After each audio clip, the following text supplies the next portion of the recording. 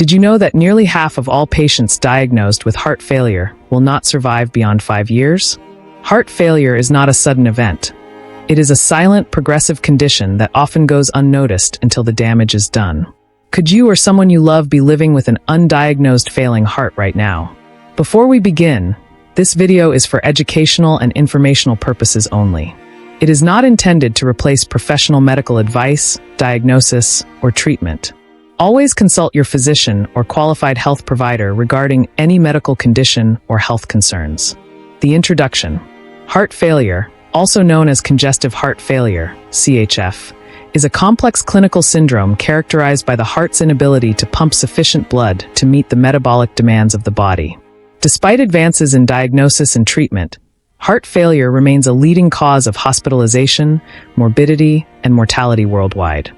It is not a single disease, but rather the end result of various structural or functional cardiac disorders that impair ventricular filling or ejection of blood. Understanding its pathophysiology, risk factors, and clinical presentation is crucial for timely diagnosis and effective management. Signs. Have you ever wondered why some patients struggle to climb a single flight of stairs or wake up gasping for air in the middle of the night? These could be the silent cries of a failing heart. In heart failure, the heart's reduced ability to pump blood effectively leads to a cascade of signs that reflect fluid overload and poor perfusion. Common observable signs include bilateral pitting edema of the lower limbs, jugular venous distension, and basal lung crackles on auscultation. In severe cases, cyanosis, cold extremities, and hypotension may be present, indicating inadequate systemic circulation. These signs are often insidious at first, easily mistaken for general fatigue or aging, but progressively worsen if left unaddressed, turning a manageable condition into a life-threatening emergency. Etiology causes. What makes the heart, the body's tireless pump, begin to fail? The answer lies in a variety of underlying conditions that, over time, weaken or stiffen the heart muscle. The most common cause of heart failure is ischemic heart disease, where blocked coronary arteries deprive the heart muscle of oxygen, leading to damage. Hypertension silently forces the heart to work harder, eventually causing the heart walls to thicken and lose elasticity. Other culprits include valvular heart diseases, such as aortic stenosis or mitral regurgitation, which disrupt the normal flow of blood through the heart chambers. Cardiomyopathies, whether dilated, hypertrophic, or restrictive, directly impair the heart muscle's ability to contract or relax. Additionally, conditions like arrhythmias, diabetes mellitus, toxic exposures, such as chronic alcohol use or chemotherapy, and even infectious or inflammatory heart diseases like myocarditis can set the stage for this life-threatening syndrome. In many patients, it is not one single cause, but a combination of risk factors slowly leading the heart towards failure. Symptoms. Have you noticed someone becoming unusually breathless after mild exertion, or even while resting? Could these simple, everyday struggles be the earliest warnings of heart failure? Patients with heart failure commonly report progressive shortness of breath, dyspnea. First during physical activity and later even at rest or when lying flat, orthopnea. Some may wake suddenly at night, gasping for air, a distressing condition called paroxysmal nocturnal dyspnea. Fatigue and easy exhaustion are hallmark complaints, stemming from the heart's inability to supply enough oxygen-rich blood to muscles and tissues. Persistent cough, especially when lying down, may suggest pulmonary congestion, while swelling in the legs, ankles, or abdomen points to fluid retention from poor venous return. As the disease progresses, patients might describe reduced exercise tolerance, palpitations, dizziness, or even episodes of syncope. These symptoms often creep in subtly, mistaken for aging or stress, until the heart can no longer compensate. Diagnosis. How can something as vital as a failing heart remain hidden until it's almost too late? The key lies in early, accurate diagnosis, before the silent damage becomes irreversible. When heart failure is suspected based on history and physical signs, the first step is a thorough clinical assessment. Careful examination may reveal signs such as elevated jugular venous pressure, pulmonary crackles, or peripheral edema. To confirm the diagnosis, investigations are essential. A chest X-ray may show an enlarged cardiac silhouette or pulmonary congestion. An electrocardiogram, ECG, can reveal arrhythmias or evidence of prior myocardial infarction. The cornerstone test, however, is echocardiography, which evaluates cardiac structure and function, particularly the ejection fraction, distinguishing between heart failure with reduced or preserved ejection fraction, HFrEF or HFpF. Additionally, measuring serum B-type natriuretic peptide, BNP, or NT-proBNP levels helps identify cardiac stress and supports the diagnosis, especially in ambiguous cases. Further tests, including cardiac MRI, stress testing, or coronary angiography, may be warranted depending on the suspected cause. Early, precise diagnosis not only determines the type and severity of heart failure, but also guides effective treatment to improve outcomes. Treatment plan. Is it possible to help a failing heart regain its strength, or at least slow its decline? Fortunately, with the right treatment plan, many patients with heart failure can lead longer, healthier lives. Managing heart failure requires a multifaceted approach tailored to the individual's condition and its underlying cause. The cornerstone of treatment begins with lifestyle modification, reducing salt intake, controlling fluid consumption, maintaining a healthy weight, and engaging in safe, supervised physical activity. Pharmacological therapy is vital. Angiotensin-converting enzyme, ACE, inhibitors or angiotensin receptor blockers, ARBs, are used to reduce afterload and slow disease progression. Beta blockers improve survival by reducing the heart's workload, while diuretics relieve symptoms by reducing fluid overload. In certain cases, mineralocorticoid receptor antagonists, MRAs, such as spironolactone, are added for further neurohormonal blockade. For patients with reduced ejection fraction, newer agents like SGLT2 inhibitors have shown significant benefit.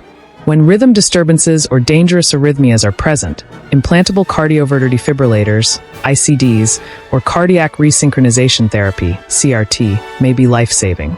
In severe, refractory cases, advanced interventions such as left ventricular assist devices, LVADs, or heart transplantation are considered. Equally important is patient education. Helping individuals recognize early signs of worsening, adhere to medication regimens, and attend regular follow-ups to optimize therapy. Implementation. How can a carefully designed treatment plan translate into real-life improvement for a patient struggling with heart failure? The answer lies in meticulous, patient-centered implementation. Effective management begins with comprehensive patient education, ensuring the individual understands their condition, the importance of medication adherence, dietary restrictions, and daily weight monitoring. Clear instructions on recognizing early warning signs like sudden weight gain, increasing breathlessness, or swelling are crucial for prompt action. Regular follow-up visits are scheduled to adjust medications, monitor renal function and electrolytes, and assess the effectiveness of therapy. A multidisciplinary team, including cardiologists, nurses, dietitians, and physiotherapists, plays a vital role in supporting the patient through lifestyle modifications and cardiac rehabilitation programs.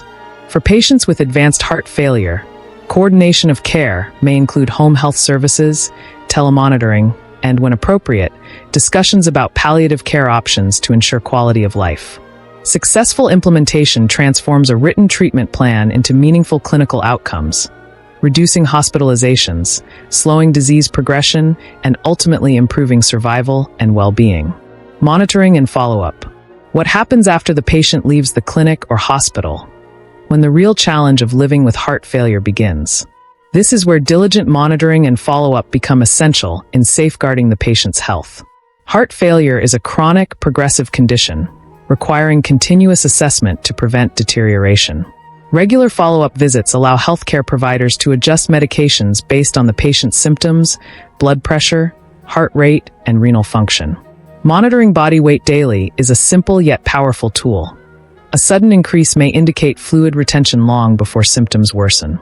Patients are educated to recognize early warning signs such as increased shortness of breath, fatigue, or swelling. Laboratory tests like serum electrolytes, kidney function, and natriuretic peptides, BNP/NT-proBNP, are periodically checked to guide therapy adjustments and detect complications early. For some, remote monitoring tools, including telehealth platforms or implantable hemodynamic sensors, provide real-time data to clinicians, reducing the risk of unexpected hospitalizations. Ultimately, consistent and structured follow-up turns heart failure care from a reactive process into a proactive strategy, enhancing both longevity and quality of life. Prevention. What if heart failure could be stopped before it even begins? Prevention remains the most powerful tool in the fight against this debilitating condition. Preventing heart failure starts with addressing its root causes. Controlling hypertension, the silent killer, is paramount, as is managing diabetes and dyslipidemia to reduce the risk of coronary artery disease, the most common precursor to heart failure. Lifestyle choices play a crucial role. Smoking cessation, maintaining a healthy body weight, following a balanced, low-sodium diet, and engaging in regular physical activity can drastically lower risk. For those with existing cardiac conditions, strict adherence to treatment plans, timely interventions like coronary revascularization, and early correction of valvular abnormalities are essential in preventing progression to heart failure. Equally important is public health education. Raising awareness about the risks of uncontrolled cardiovascular disease ensures that individuals seek care early, long before symptoms arise. In the realm of heart failure, prevention is not merely preferable, it is life-saving. Prognosis. What does the future hold for a patient diagnosed with heart failure? The answer depends on early recognition, the severity of the disease, and the success of ongoing management. Heart failure remains a serious, life-altering condition, but advances in medical therapy and device technology have significantly improved survival rates and quality of life. Patients with mild to moderate heart failure, who adhere to treatment plans and lifestyle changes, can often live for many years with manageable symptoms. However, the prognosis varies widely. Those with reduced ejection fraction, HFrEF, generally face a more challenging course than those with preserved ejection fraction, HFpF, though both carry risks of hospital readmissions, arrhythmias, and progressive decline. Comorbidities such as chronic kidney disease, diabetes, or chronic lung disease can further worsen outcomes.